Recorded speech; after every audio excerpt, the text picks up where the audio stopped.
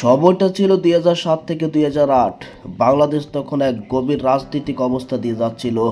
জরুরি অবস্থা, গ্রেপ্তার, দমন পূরণ, সব মিলিয়ে রাজনীতি যেন পরিণত হয়েছে প্রতিহিংসার এক নিষ্ঠুর খেলা। এই সময় গ্রেপ্তার করা হয় তারেক রহমানকে। কিন্তু প্রশ্ন একটাই, এটা কি শুধু আইনি প্রতিক্রিয়া ছিল, নাকি রাজনীতির আড়ালে ছিল অন্য কোনো উদ্দেশ্য? 2007 সালে বাংলাদেশে এক গভীর রাজনৈতিক সংকটের মাধ্যমে প্রবেশ করে।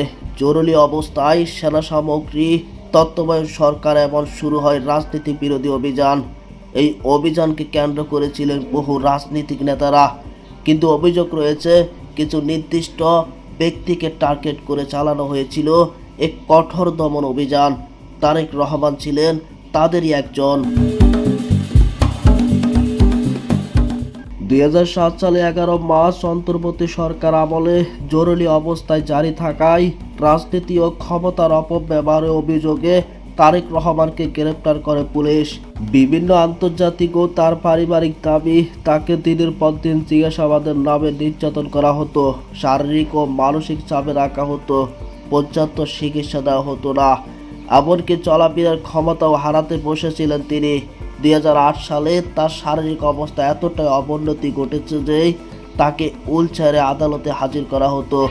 এই দৃশ্য তখন নাড়া দিয়েছিল সারা দেশকে। 2008 সালে সেপ্টেম্বরে চিকিৎসার জন্য তারেক রহমানকে মুক্তি দেওয়া হয়। তিনি তখন যান লন্ডনে, যেখানে দীর্ঘদিন চিকিৎসা চলতে থাকে। কিন্তু প্রশ্ন থেকে যায়, একজন রাজনৈতিক নেতাকে এমন অবস্থায় পৌঁছে দেওয়ার দায়ী কারা?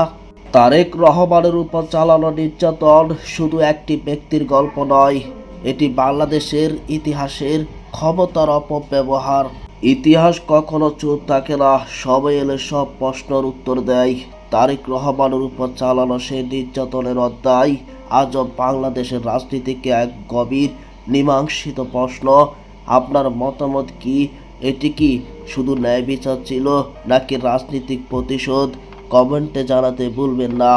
আজকের ভিডিওতে পর্যন্ত রইল। ধন্যবাদ।